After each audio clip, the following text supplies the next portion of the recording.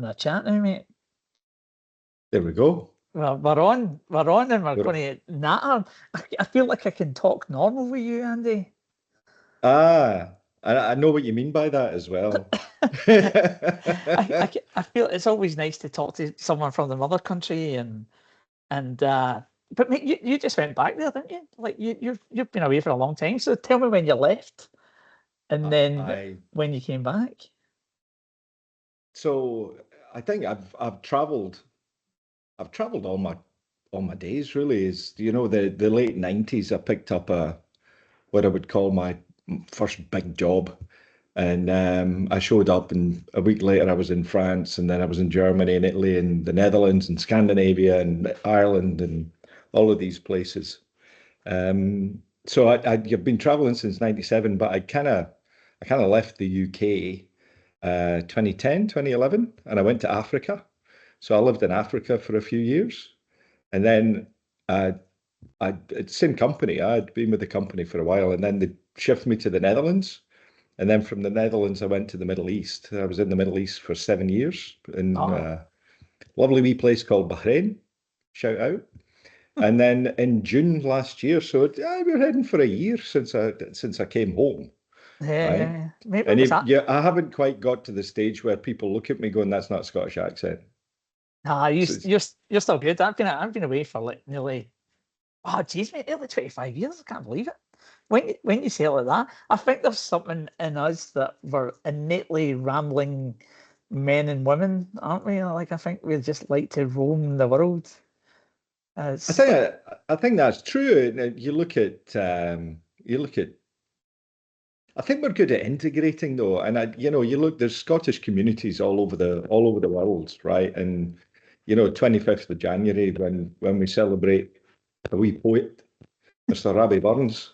There's actually quite a large number of Burns nights and things like that, Yeah. And they're fun. I think when I had my leaving do in Morocco, a mate of mine came up to me and he said, "Right, it was the weekend, the last weekend in Morocco was 25th of January, right?" And he said, "Right, so I'm going to put on a Burns night for you, but you're putting on the Burns night, right?" So I did the research, and I did I put the Scottish Robbie Burns original poem on one side of paper and then the translation on the other, right?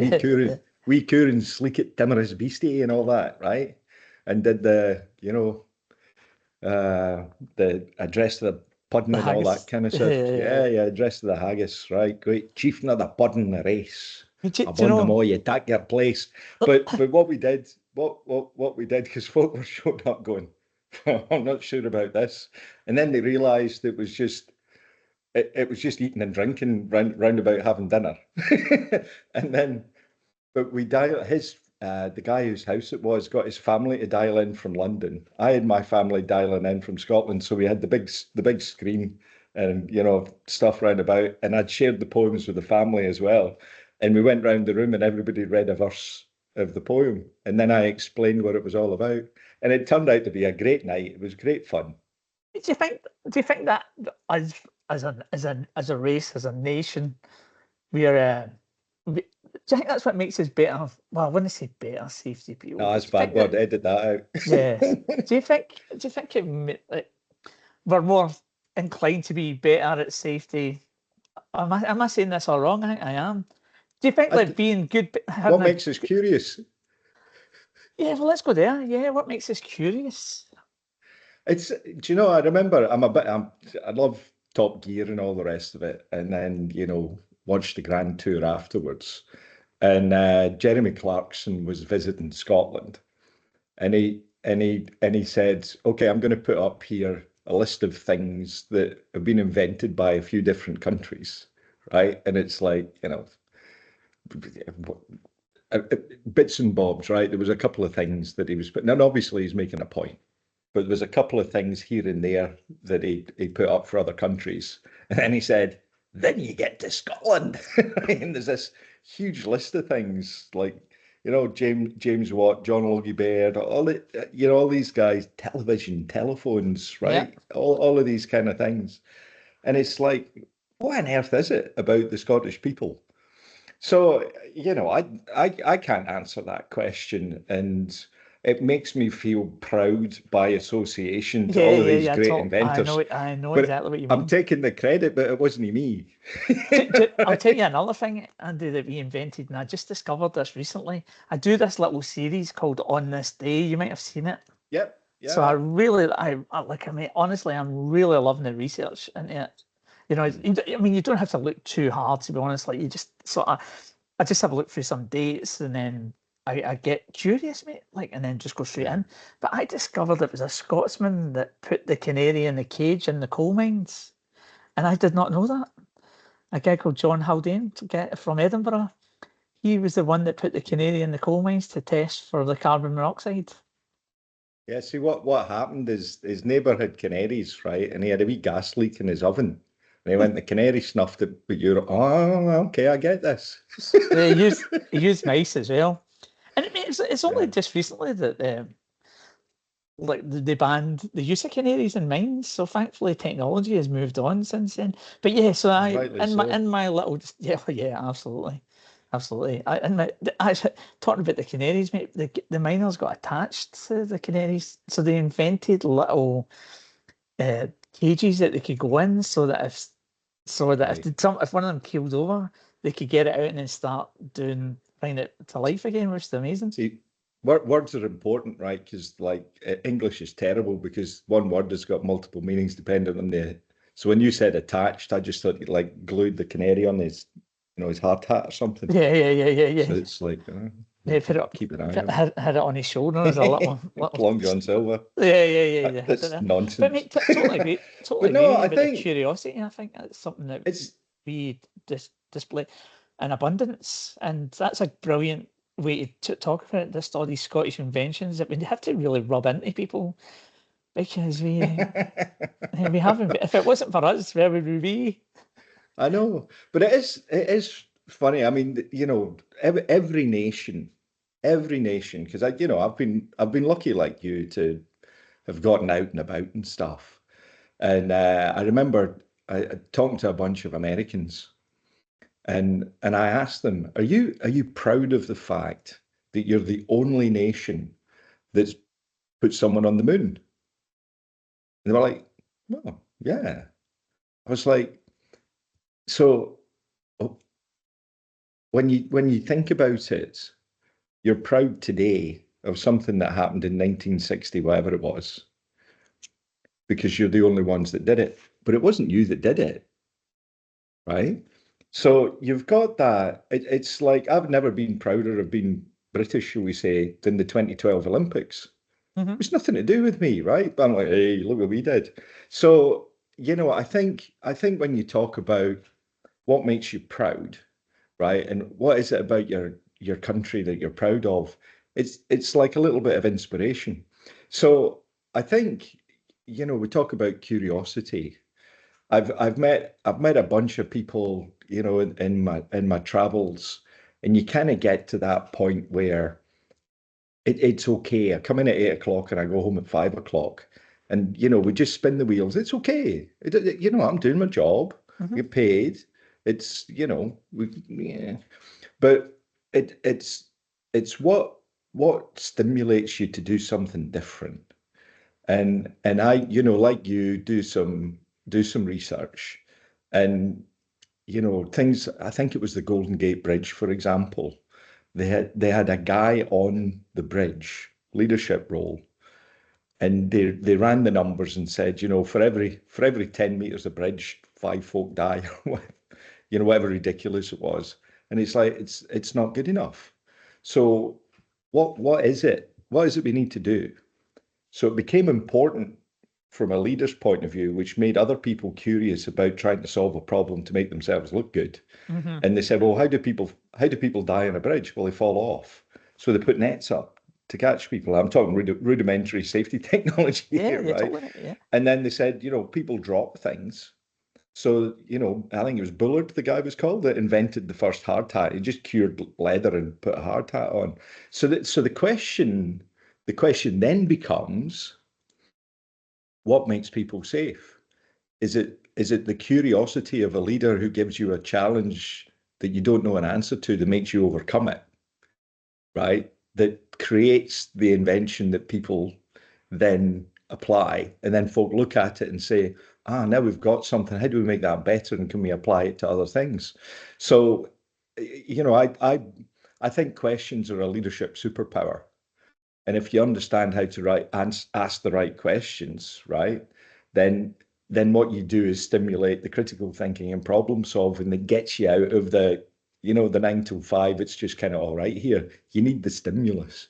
So I think curiosity is a very powerful thing. Mate, I think it's the number one. It's up there with the highest values that I have. But you just touched on something there. Do you think modern leaders allow people to express a curiosity and then in turn bring in these creative solutions to make work better? I'm not quite sure actually. I don't think, my own experience is quite a lot of time that we're so insular that we're waiting for the leaders to tell us what we need to do, rather than saying, hey, here's an idea. I wonder how we can get that information from our teams and say, let's get in here, let's do this work, let's make this even better. Yeah, so I think we're venturing into trust now, aren't we? Yeah, we are. Yeah. And I think that when you look at the language that leadership use, you get, this is what's important to the company. So if you look at some of even recent case history, which is just as similar as other things that have happened in the past. So Boeing leadership said, in every conversation, I want you to work out how this increases shareholder value.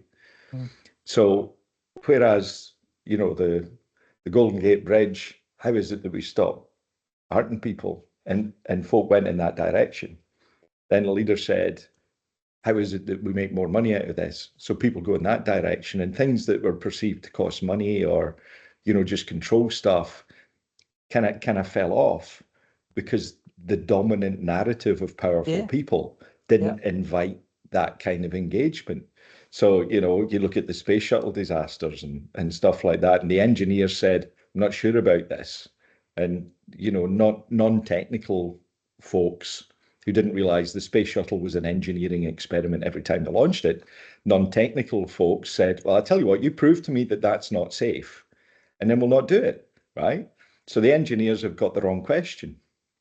They're prove to me that this is going to be safe would have been the right question, but it's a kind of, you got to be very careful about the way you ask questions. So agreed. Can I make a leap, right? Because I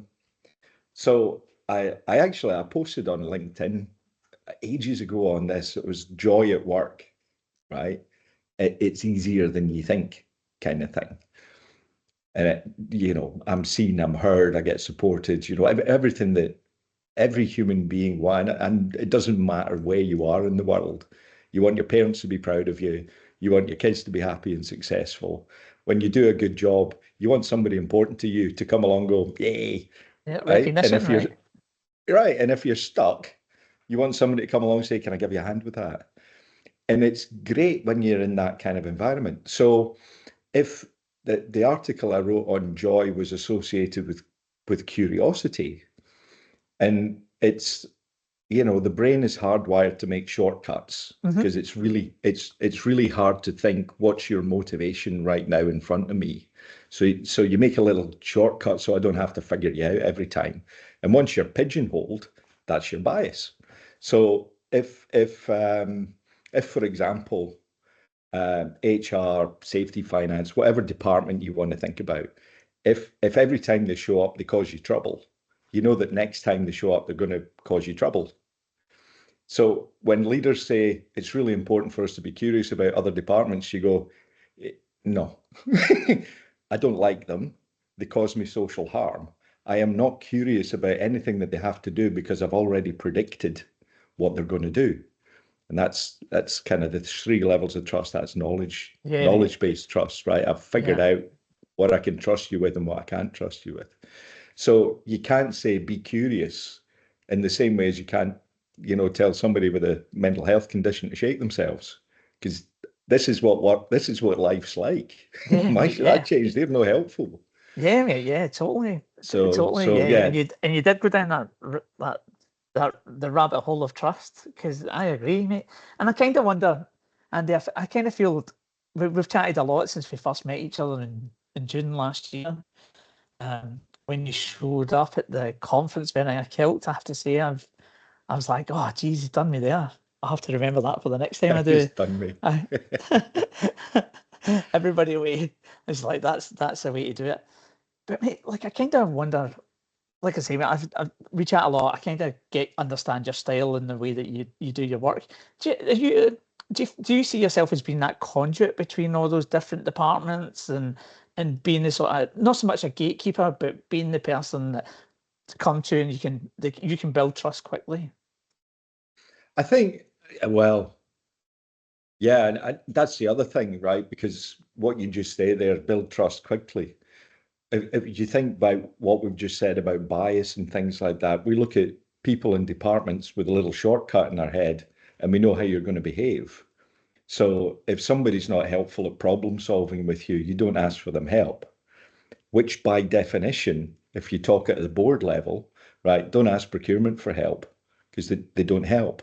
So you figure out how to bring on a supplier, and procurement, you break all the procurement rules because you don't want them in the room because they just mess with you, right? And safety and all the rest of it is like that. So the next leap on from there, and I've been very fortunate to work at the senior levels of all sorts of different companies in all sorts of different places. So you see how they think, which is exactly the same as every other human being. What I do is important, right?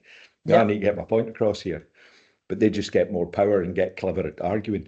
But if you think about it, real examples for me, I was having a conversation with somebody about investigating accidents and trying to figure out what was going on at that moment in time that created that accident, right? And I was like, it's not like that. It's not like that. You got to look at how we function as a company that created those conditions, and you got to go. So somebody had lost their arm in a machine. It was pretty obvious the machine shouldn't have been there. It's the Middle East, right? So the standards aren't quite what they would be in, wherever your audience is sitting right now. So you could buy things that weren't guarded. You could buy things that didn't have all sorts of safety mechanisms and functionality and all the rest of it. So they bought the cheapest thing. Now, what was going on there is that finance believed that their purpose was more important than procurement and was more important than operations, because they're like, we make more money, you can make do. Right? So everybody is coming in. I'm not curious about finance because I predict exactly how they're going to behave. There's no point in having a conversation with them because I'm not going to win. Therefore, I've just got to put up with something I don't like. So take it back. It's relationships, purpose, and meaning, right? I get meaning out of my job when I win an argument. Well, just because you can doesn't mean you should, right? So back all this up. What I would do is have a look and see where are the silos, who's not speaking to who, where's the teamwork not working as a team. Because if you're not influencing each other and allowing yourself to be influenced, then we're making ill-informed decisions, and that pushes down through the whole organization, right? So I started figuring out what are the problems that we all agree are problems, and let's work together to fix those problems. Because what I need to do is overcome your history, your bias, the stories you tell yourself, the stories departments tell themselves about, good guy, not good guy, right? Can work with them, can't work with them. So I need to overcome those narratives to change the way you think about other people in the company. And the best way to do that is by solving a problem together, because nature just sussed out that somebody's helpful, and you get a little, surprise, and surprise leads to curiosity. when you combine it with trust. So I need to increase trust a little bit. I need somebody to show you that they've got something to say. And when you do that, it's like, oh, it's like a promise to future collaboration. But you got to start, with a small one, and then you build it up, and then you build it up, and then you build it up. And eventually you can, people are like, they can have banter, as we would say, without fear. Yeah. Mate, you just got me thinking about something there. It just popped into my brain when you were talking about the guy who lost his arm in a machine. I was doing a wee bit of work with a company here, and they said, "Oh, we've just terminated 4 people because they breached like a life-saving control rule, a life-saving rule. It was a lockout breach, and nobody was injured, but they just breached the rule. And it was like over 100 years of experience in that organisation terminated. I was just like, wow." Like it's fascinating, just fascinating how like there was no curiosity. It was just like, no, the breach is done. You guys are gone, and that always I just suppose it's just the way I am now. I just don't understand how you could do that without truly understanding why 4 people with that amount of experience, like they were in there for a reason, you know what I mean? And they knew something wasn't right, but the leadership's just like, nah, we're making an example of them. It doesn't matter how long they've been there. And I just find that stuff quite incredible. I think, there's everybody's seen the kind of back to the floor shows, right? Where they take the CEO and they puts a pair of jeans and a t-shirt on, and they go down to meet people that are actually doing work, and you see the challenges and the struggles, and there's like I didn't know you guys had to put up with that, right? I wasn't aware that this team had these things, and that's where you all the workarounds. And my phrase, I don't have what I need, and it's not okay to ask, is I find that so often when I find problems. So I've got to make it okay to ask, right? Because if you can ask, then it's a different decision later on. But the point when you see leadership by getting in an appropriate way, going past the layers of the organization that tend to filter information as it goes up. Yes. Right? To say, it's important for me to keep the boss happy, because if the boss not happy with me, then my place in the tribe is threatened. So those back to the floor things changed the CEO's views of what it's like to work in the company, and they went away and made changes. Yeah. So you need to feel, and I do this with leadership through storytelling. Yeah. You need to feel as a leader that you're part of the creation of those conditions that makes people work like that. Because if you can see that you're part of the problem, then hopefully you can also see how you're part of the solution. Totally, mate. It's funny. It's funny. Just sorry to interrupt you, Andy. There, but just like again, as you're talking, I'm just getting on my brain's popping with these things that you're reminding me of. But when I was in New Zealand, I caught up with this amazing researcher, like from Melbourne, absolutely amazing. And we were having this conversation about executive teams, and like sometimes I wonder, do they think that catastrophic events just won't happen? Do they not care or whatever? And she said to me, do you know what? It's they don't know. If you actually went in and said to them, here's what's happening in your organization, they're actually not, like 9 times out of 10, they're absolutely shocked when they find out what's going on. So it's just like you said, that layers of that, all that filtered stuff going through at the top. And yeah, again, don't know how to fix it. If you can fix that, you have found the silver bullet, right? But I think so. Just communication is such it's like a throwaway word, right? But when you talk to somebody, every word I use, like you're doing right now, you're filtering that into your own experience so that you make sense of what I'm saying in your own world, right? And everybody does that. So when you've got the biases that and everything that are built up, and it's I'll go back to storytelling. We used to sit around the fire, and we can't read and write and stuff. So how do you transfer information? So there's a story I tell about, sitting around the campfire, and somebody takes on a leadership role and says, "Hey, I'm going to tell you about fishing, right? What you do is you go down to the bend in the river because the water slows down there and it's also a little bit shallower. And the sun heats up the water there, and the fish, like, they're not having to spend too much energy, so they kind of hang about in the slow moving river where it's nice and warm. So it's easier to catch fish there. But keep your eye in the woods because there's a bear in there. So the first rule of the tribe is to help the tribe survive and thrive. Yeah. The second rule of the tribe is not to rat on somebody that's in the tribe, because we prefer to be contributors, and because if we get left behind by the tribe and rejected, we can't survive by ourselves, right?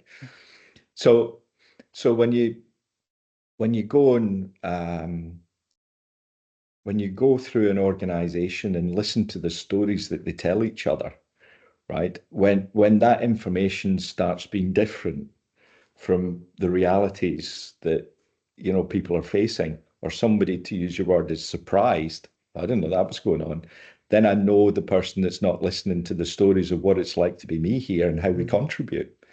Because it's your job to look after your tribe. Because if you look after your tribe, you can be the very best version of yourself. So talk to people, find out what they've got going on, and then you protect them from the politics, and you use that network to get your team what they need to be successful, not in an aggressive way, in a collaborative way, right? And then people are like, oh, looks after us, right? So you tell them stuff. So it's back to that trust. But that's when a bad thing happened, and unfortunately I've been invited to have a look at too many bad things in my career. But I'd start with what was going on, and you'd find that we didn't have what we need, but it wasn't okay to ask, kind of thing. Yeah. And then I'd go up through the organization to find who was surprised. And there's the person that's not talking to anyone. Yeah. Mate, I'm telling you, I always feel smarter after talking to you. And I love talking to you. And we definitely need to do this again. Love to. We absolutely I'm very uncomfortable with that comment that you just gave me there, though, right? You don't ever say that again. What's that? I feel smarter after talking to you. Yeah, it's sad. I'm uncomfortable with that. But no, mate, I just love talking about this stuff. Yeah, I know, and I do too, mate. And you've beautifully told your story there, and it must be a Scottish thing. We just love our stories, don't we? We kind of feel like we've got a strong history of storytelling. Our country has. Do you know, everywhere I go, right, you show up and I do get a little bit of Scottish or Irish roundabout there, and totally, I was like, you're having a laugh, right? And then I realised how close the accents actually are. And I was like, okay, when I'm in Africa, I get that, right? Because it's like at the closest points we're 50 miles apart or whatever. But I think you're everywhere I go around the world, and then I'm Scotland, right? And then they say, was William Wallace true? Well, so that we've got some classic stories that go all over the world, right? And do you know what, mate? Our voices are the point of difference in a conversation, right? It makes it easy for us to start a conversation. I mean, because I would go, well, don't worry, you know what I mean? Or like they talk about William Wallace or whatever, or football, or like people will always ask about that sort of stuff, and or they'll say their great grandparents were from Glasgow, so it's always a neat way for us to win friends pretty easily. But mate, I'm going to head off. I absolutely love chatting to you. You enjoy the rest of your day. Mine's is nearly done, and yours is just beginning. It is. Mine is just beginning. I'm going to have a cup of coffee to try and see if I can stimulate some brain cells here. And you enjoy your dinner and a relaxing evening, sir. And I appreciate your time. And I learned something as well, right? It's always cool. Yeah, good on you, mate. Take care, all right? Cheers, mate. Are you hanging up?